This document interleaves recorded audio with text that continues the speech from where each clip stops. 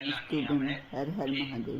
आप जिस दिन व्रत करो उसके एक दिन पहले भक्ति का संचार इस हृदय में करो।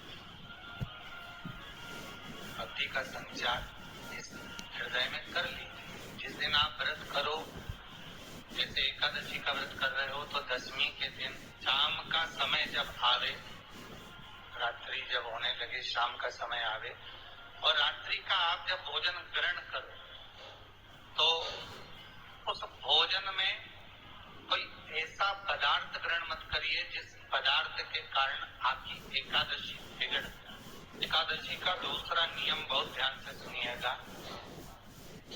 जिस दिन आपकी एकादशी का व्रत हो उस दिन प्रयास करिएगा कि अपने हाथ से किसी भी वृक्ष की कोई पत्ती टूटे ना। अपने हाथ से वृक्ष की, पौधे की, किसी भी वृक्ष की पत्ती अपने हाथ से ना टूटे। बहुत ध्यान दीजिएगा महाराज। एकादशी का ये दूसरा नियम है कि अपने हाथ से किसी पौधे की, किसी वृक्ष की, किसी डाली की कोई पत्ती ना टूटे, इसका प्रयास करिए। यहाँ पर तीसरे नंबर का जो, चौथे नंबर का जो उपाय बताया है, उपवास करने का जो नियम बताया, उसमें वर्णन किया। एकादशी के दिन अगर आपका व्रत है तो आप भूलवश भी डब्बे में रखी हुई रोटी गाय को ना देते हुए कुछ थोड़ा सा फलहार, कोई केला, कोई सेब, जो आप खाते हो, अंगूर, पपीता, जो आप ग्रहण कर रहे हो, उसका थोड़ा सा भाग आप गाय को प्रदान करो। आप गाय को दीजिए। रोटी ही दी है, डब्बे में से निकाल के ले गई, गाय आई है, रोटी देना दिया मना।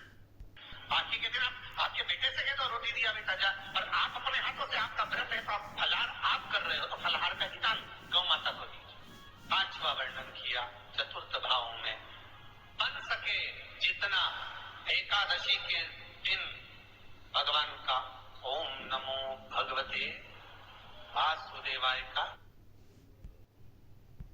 जाप करें या अपने गुरु मंत्र का स्मरण करें, चाहे जो मंत्र आपके हृदय में समाहित हो। श्री शिवाय नमस्तुभ्यम, ओम नमः शिवाय, राम कृष्ण शिव, जो मन पड़े उसका भजन करें, पर दिल से करें। जितनी देर करते बने उतना देर। माला पकड़ने की भी जरूरत नहीं कि माला पकड़ के बैठो, तो घट की जिब्या से जप लो, नहीं जी वही उतना में पूरा हो जाए, वही बोल।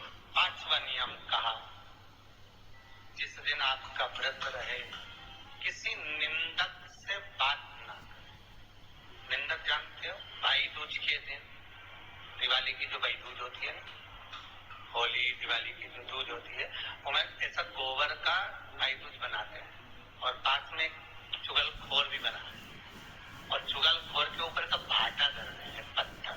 अब तुम्हारे उधर रखे कि नहीं रखे हमें नहीं मालूम रहे हो, जितने आस्था पे सुन रहे हो, पर हमारे इधर तो ऐसा रहता है, गोबर का भाई बैंड बनाए और उसके पूजन करे, उसके पास में गोबर का चुगल चोर भी बनाए, उसके ऊपर भाटा धर।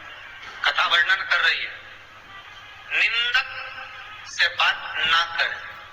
मान लो किसी ने आकर आपको निंदा कर भी दी तो तुरंत सूर्य नारायण भगवान का दर्शन करें और 3 बार उनका दर्शन कर कर नेत्र बंद करें, तब जाकर वो निंदा जो अंदर गई है, अंदर पवित्रता प्रदान करेगी, तब जाकर एकादशी का व्रत लगेगा। पहले तो प्रयास करो, अगर जो निंदा करने आता है ना तो उसको उस दिन एकादशी वाले दिन दरवाजे पे लिख दो, जीव की हत्या ना करे। अगला नियम है, अपने द्वारा जीव की हत्या ना हो, प्रयास करना, किसी को कष्ट ना हो। 18 नियम में से एक नियम और, प्रयास करिएगा एकादशी जब भी करें तो द्वादशी से जुड़ी हुई करें, दशमी से जुड़ी हुई एकादशी कम करें। जो वैष्णवों की एकादशी कौन सी होती है, जो एकादशी द्वादशी से जुड़ी हो, दशमी से नहीं। दशमी से जुड़ी हुई एकादशी व्रत कहलाती है और द्वादशी से जुड़ी हुई एकादशी पुण्य फल प्रदान कर कर वैष्णवों के भगवान के चरण में छोड़ाती है, इसलिए एकादशी द्वादशी से जुड़ी हुई।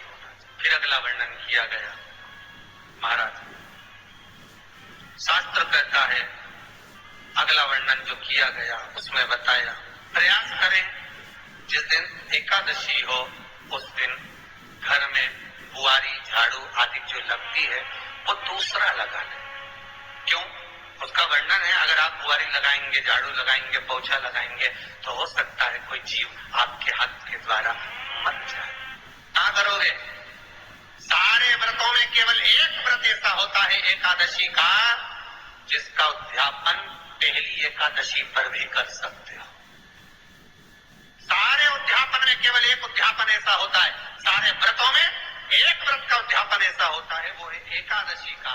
ये जरूरी नहीं कि 26 पूरी होगी तभी तुम करोगे, या तो पहली में ही कर लो या फिर 26 पूरी हो तब कर। पर उद्यापन, अब तुमको ऐसा लगे कि हाँ मैं अभी तो जीऊंगी हो, अभी तुम्हारा बाल भी धोला नहीं हुआ, तुमको ऐसा लगे तो अभी तुम्हें तो बढ़िया, तो पहली पर करने से क्या फल मिलेगा? तो एकादशी की नियमावली कहती है, अगर मान लो आपने पहली एकादशी पर भी उद्यापन कर लिया, इसके बाद में जितनी एकादशी करोगे वो सारी तुम्हारे खाते में जुड़ती जाएगी। मतलब बैंक में खाता खोल, ठीक है, खाता खोल लिया, अब जितना कमाता जाओगे उसमें डालते जाओ, जितनी कमाई करके लाओगे उसमें जमा करते जाओ। एकादशी एक बार उद्यापन पहले में भी हो गया तो बाकी का पुण्य तुम्हारे खाते में आ जाए। एकादशी का उद्यापन बड़े महीने में माघ शुक्ल एकादशी के दिन, माघ का महीना हो, शुक्ल पक्ष की, जब माघ का महीना हो, शुक्ल पक्ष की, जम के बोलिए एकादशी हो। प्रयास करना कि आप उद्यापन करें, भले 5, 10, 11, 12 जितनी एकादशी हो जाए, 26 हो जाए तो ज्यादा अच्छी है, नहीं तो आप करें तो माघ महीने की शुक्ल पक्ष की एकादशी के दिन आप उद्यापन करें। प्रयास करें, प्रयास करें। बड़े महीने के अंतर्गत जो उद्यापन, हाँ चतुर्मास के अंतर्गत उद्यापन नहीं होता एकादशी का, बहुत ध्यान दीजिएगा। ये जो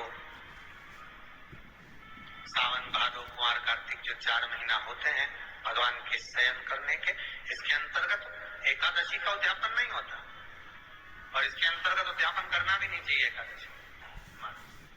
एकादशी का उद्यापन माघ महीने की शुक्ल पक्ष की एकादशी के आप बहुत प्रेम से आनंद के साथ करिए महाराज। परंतु एकादशी के उद्यापन में सबसे ज्यादा अगर कुछ जरूरी होता है तो 24 तरह का नैवेद्य जरूरी होता है। कितने तरह का? 24 तरह का नैवेद्य। अब आप कहोगे गुरुजी उद्यापन कर रहे हैं एकादशी का, तो उसमें तो फलहार का हमें नैवेद्य बनाना चाहिए।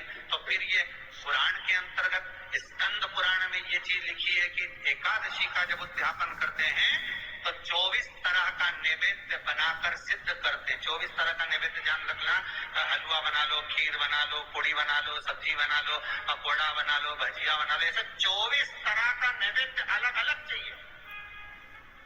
तो लोग क्या करते हैं, खोपरा पाक बनवा लेते हैं 1-2 किलो और 24 जगह रख देते हैं। 24 तरह का नैवेद्य रखा जाए। एकादशी के दिन भगवान का पूजन कर पूरी तैयारी कर कर मंडल आदि लगवाकर, विद्वान ब्राह्मण को बुलाकर, कर्मकांडी ब्राह्मण को बुलाकर जो भगवत सेवा में एकादशी का उद्यापन कराए, उन ब्राह्मण के चरणों को नमन कर कर, प्रणाम कर कर एकादशी का पूजन करवाइए और उस मंडल की पूजन कराकर हवन द्वादशी को कराइए। एकादशी को हवन नहीं, एकादशी के उद्यापन का जो हवन होता है वो द्वादशी।